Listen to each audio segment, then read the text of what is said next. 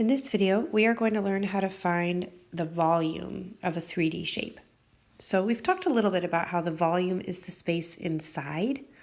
It's measured in cubic units. So if you're measuring in centimeters, you would say centimeters cubed. That little 3 is, we call that cubed, because a cube is 3D. So for example, my little sugar cube rectangle here would have a volume of, there's 8 over here, and then another row of 8 behind them, making a total volume of 16.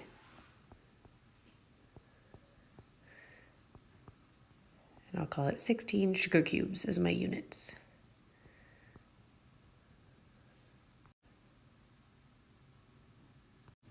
In elementary school, you may have learned this as volume equals length times width times height, which is true, but only for rectangular prisms.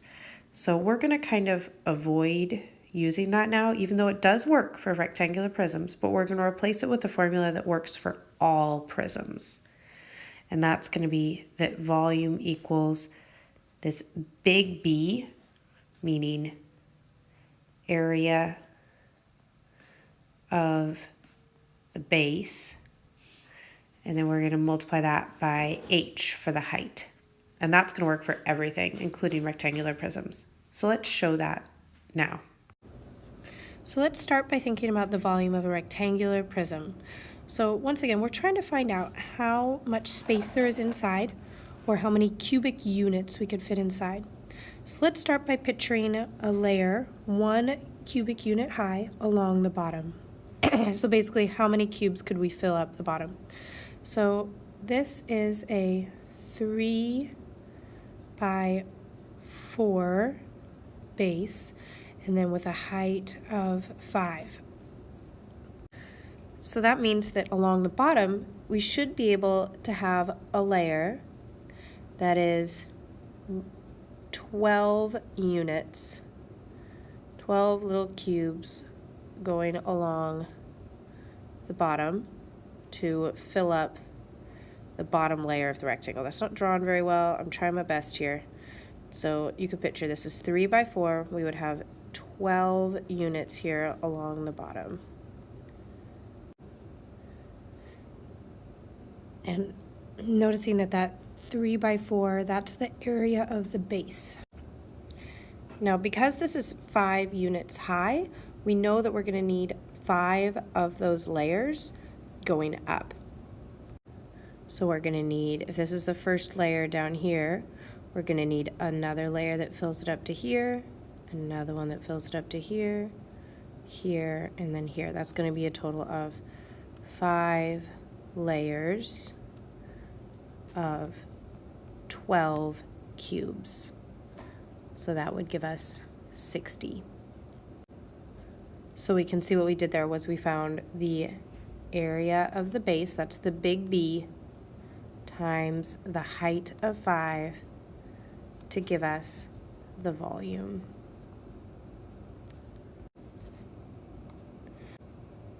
And of course, we need to include some units here, so we're going to say that this is 60 units cubed.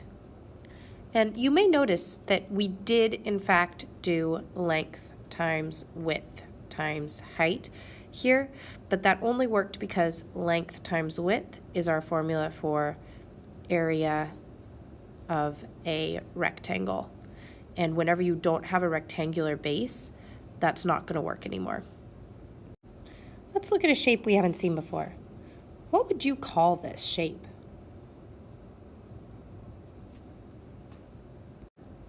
It's definitely a type of prism because it has the same base on both sides. They look congruent. There's one there, there's the other one there. And then they're connected by these rectangular faces. And of course, we name it after the base. And this base has 6 sides, which would make it a hexagonal. For hexagon, hexagonal prism. All right, so don't worry too much about what your drawing of this looks like.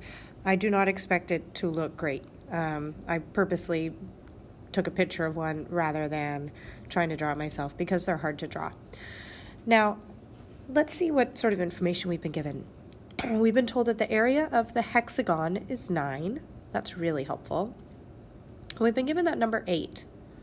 That 8 looks to me like it corresponds with this length right here, which would be the height.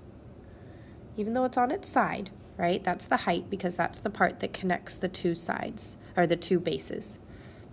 So given our formula that volume equals the area of the base times the height, then all we need to do is, well, if the area of the hexagon is 9, that's the area of the base, so that would be 9. And then the height is 8, so we just need to do 9 times 8. Does that make sense? Well, if the area of this bottom part is 9, and then if the height is 8, there must be enough room for 8 layers of these here. Meaning that we could have 8 of these 1 unit thick hexagons lined up here. I'm not going to be able to draw it nice, but so that's why we have the 8 times 9, giving us our total volume of 72 units cubed. All right, let's do a triangular prism this time. So you're going to draw 2 congruent triangles kind of at a slant to each other, and then you're going to connect the corresponding edges to make that triangular prism, or the corresponding vertices, I should say. And then this is not a right triangle, so we're going to mark in the height of that triangle. I made it be 5 high,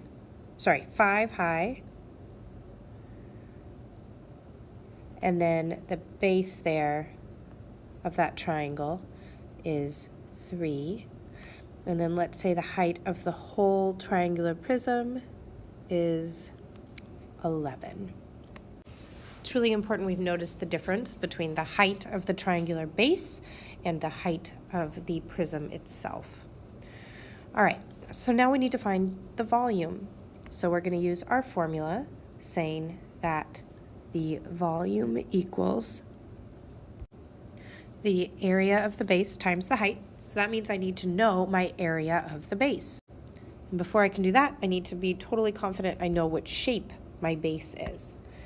Well, since this is a triangular prism, that means that my base must be a triangle. So that means it's this triangle right here or this triangle right here. They are both congruent. You can think about whichever one you want. Sometimes I like to redraw it to help myself see what I'm looking at, and then label that this length here is a 3. We can see that because of this here. And then the height was a 5. And we know our formula for a triangle. Area of a triangle is base times height divided by 2. So 5 times 3 divided by 2 would give me 7.5. And then I can put that back into my volume formula. And I can also put in my height, which I know from looking at my diagram, it's that distance between the two bases is 11. So now I just need to do some multiplication.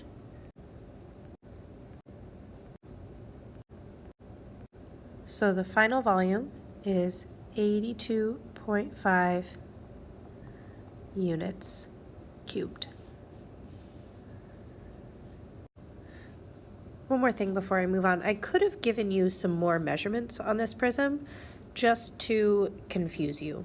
So I might have told you that the side length here is 6 and that this length here is 7. And those would be measurements we would need to find the surface area, but we would not need them for finding the volume. Remember that the only things we need are the base and the height of the triangle. Sometimes the height is one of the other sides, but you only need those two measurements that make the right angle in order to find the area of that triangle. Okay, so here's our practice problem. We have another triangular prism. You're going to find its volume. And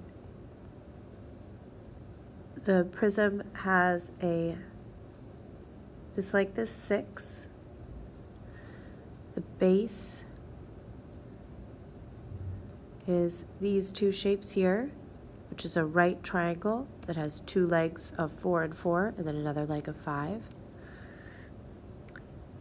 And I guess I'll go over that side too. Go ahead and find the volume. Make sure you correctly identify how to get the area of that base.